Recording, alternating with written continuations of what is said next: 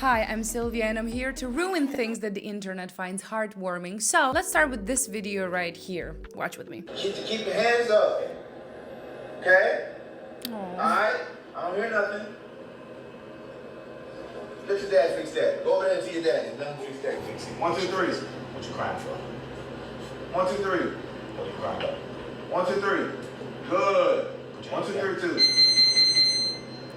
Ready? Bring 1, 2. Okay, so you 1, 2. want something left until you say something. 1, 2. What? 1, 2, 3. Okay. Go. Good. That's what I'm talking about. I know that many of you probably see nothing wrong with this, but we'll talk about it in a second. Everybody go. Go. Come here. Oh my goodness. You still don't know? Huh? Oh, he's doing it again. He's doing it again. You know why you're crying now? I struggle to understand how can this help, to be honest. Good. Why did you do that? Did you see the blame on the external factor? Because you didn't have your hands up. You understand? 1, 2, 3. He's trying to teach you why your hands need to be up. So next time, if he hits you with the phone, Ah, he'll hit you in the eye because your hand be up. You understand? Good. 1, 2, 3. Put your hands up. I hit you in the face. Now put your hand back up. Come on. Your hand, you gotta block that shot. You understand? That's why you got hit in the eye. What you gonna do with his hand? Say something. What you gonna do with his hand? You gonna put it up now, right? So that way you don't get hit in the eye. You understand? Elbow. That's why you got hit in the eye. He wants you to learn to put your hand up so you can protect yourself. You was crying, right? Show me you're mad. Here you go. Put your hands up. You were Hand up, crying, show hand me up. you're mad? Boom. There you go. All right, now I want you to block his shot. I'm gonna try to hit you, okay? You ready? Boom. All right, now throw a punch. Throw a punch. Throw a punch. Boom. Boom. Good job. Hand up. Boom. There you go. Throw a punch. Boom. His Boom. eyes are very There you go. empty. I Hand mean, up. the child. Boom. Throw a punch. It's not a good Boom. thing. Boom. There you go. Boom. Boom. Boom. There you go. Boom. Here we go. Boom. Boom. There you go. That's why you got hit in the eye. He wants you to learn to protect yourself, okay? His eyes are not very You all engaged, good you see that? Mm-hmm. No smile, nothing. Okay. All right, go back and train. Go ahead. Okay. Just because a child is not crying anymore doesn't mean that he is fine, okay? But you know what? Let's unpack this. So listen, I know that this video melted hearts everywhere across the internet, but let's talk about the hidden dangers here. Why do you have to ruin everything all the time? Let's start with what was done right. The dad tells him what to do with his hands, how to stand and to keep going. He never says, don't cry. And, you know, that's great. However, we need to be psychologically accurate and address the fact that he also doesn't actually help the child integrate what he's feeling. The issue here is that at this age, the brain cannot process detailed pep talks mid-emotion, okay? Simply, the areas of the brain that are capable of doing that are not developed yet. That's why this little dude keeps crying, you see. So what looks like understanding here is actually just obedience. Why? So glad no one asked. When a child is dysregulated, meaning they're crying, they're scared, they're overwhelmed, etc., they're operating from the limbic system, especially the amygdala, which is basically the brain's emotional alarm in the end. In that moment, the prefrontal cortex, the part of the brain responsible for logic, reasoning, comprehension, is basically offline. So when the dad gives instructions like put your hands up or let's fix this, the child can mimic, but he can't process, he doesn't understand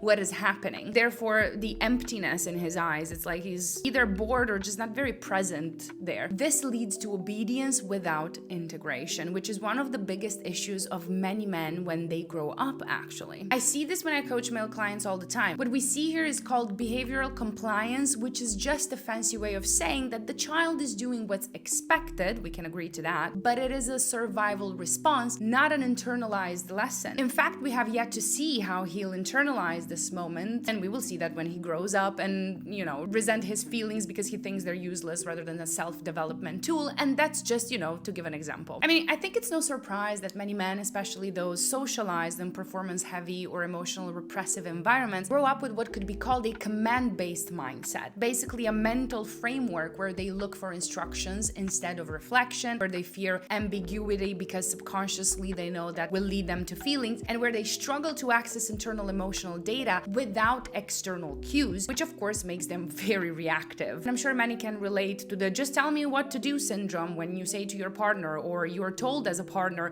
just tell me what to do, or why don't you just tell me what you need, or other variations like these. Let's be clear, this isn't laziness or apathy even. This is often a sign of someone who was never taught how to attune to emotion as information. They were taught how to function but not how to feel. They're looking for external clarity because they never learn how to access internal clarity. And basically, this makes you a follower instead of making you a leader of your own life. It makes you easily manipulable, and it makes you very sensitive to authority. And you can very easily see why, because all of these are happening in this video. The child is being manipulated into distraction instead of being soothed. He's being fixed by someone else instead of being helped to understand himself at his own pace, and he is being directed instead of being mirrored, which would give him the confidence to act independently rather than controlled. And this is how people internalize the message, by the way. If I'm not okay, someone has to give me the next step. Otherwise, I'm stuck or I become reactive. Neither of which is really constructive, by the way. For people that grew up like this, the inner world stayed murky. Language never met emotion. And now as adults, many men can't bridge that gap because no one ever helped them slow down, feel, and find words, and only after go for action. Intentional, thought out action though, okay? This ain't the army, guys.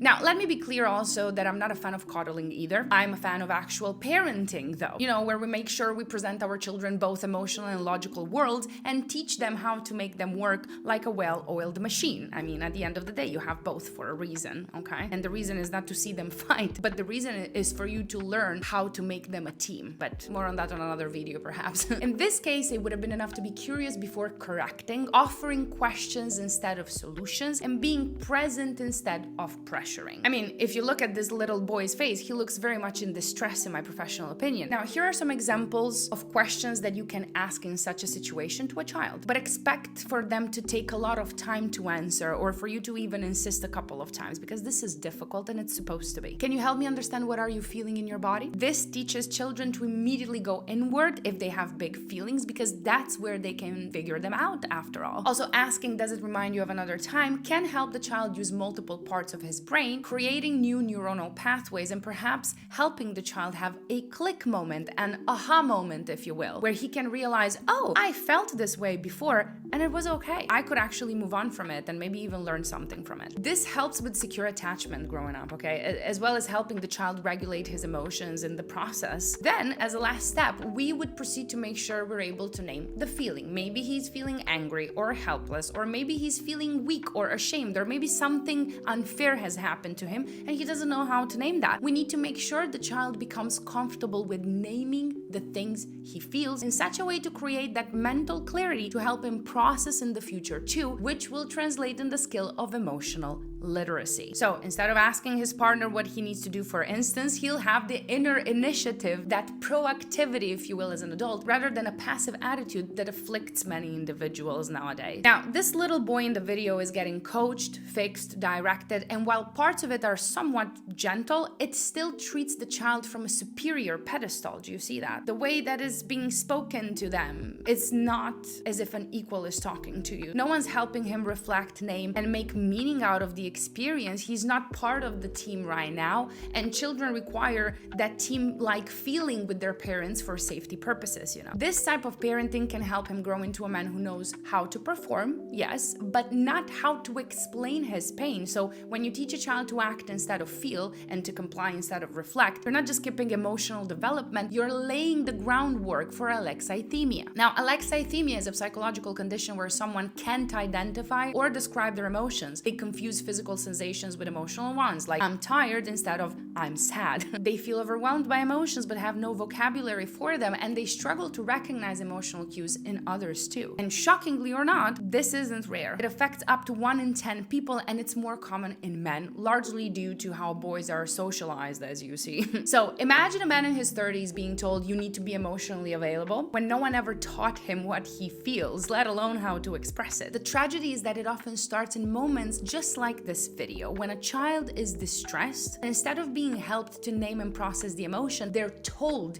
even kindly, to justify it now, which is quite unrealistic. To understand these things, even as adults, we need a lot of time, let alone for a child. That's why the child doesn't say he's crying because he's hurt or because he felt blindsided. He goes to the fact that he was hit in the eye. An external cue, no understanding over his emotional world and how that affected him. And that's when one day, when he's all grown up, he might end up saying things like, well, if you wouldn't have done that, I wouldn't have to act this way. Textbook example of externalized emotional responsibility because of Alexithymia. Do you see how this works? This is how a person grows up knowing how to survive, but not knowing what they're surviving from and not knowing how to enjoy being present either. For many of us as kids, imagination, emotional processing, and open-ended exploration were swapped out for doing as told, especially under pressure, and this in time becomes a cognitive pattern, just tell me what to do. Now, if you ever uttered these words in a relationship or at work or even in therapy, to be honest, here's what you need to know. Your brain might have never been given the space to slow down and explore what you think, feel, or even want. So it might be that you're just functioning on autopilot. Life is living you, but you are not living life.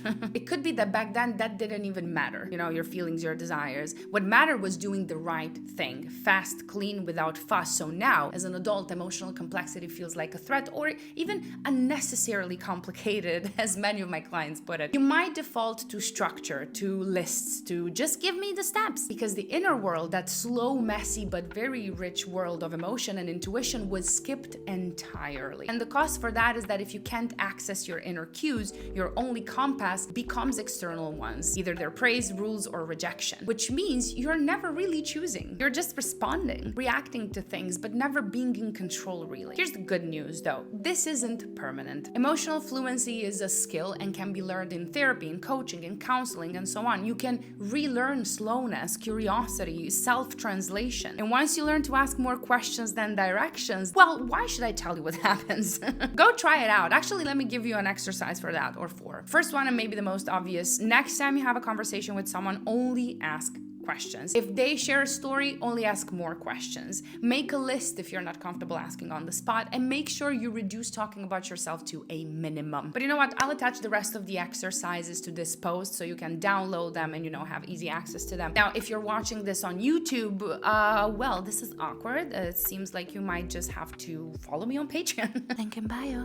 Well, leave your comments below and tell me, what do you think about this? What do you think about this type of parenting? Do you agree? Do you disagree? What's happening in your mind? And what about you? Were you taught to understand emotions or just to manage them without learning from them like ever? Leave your answers in the comments below and remember to stay golden, guys.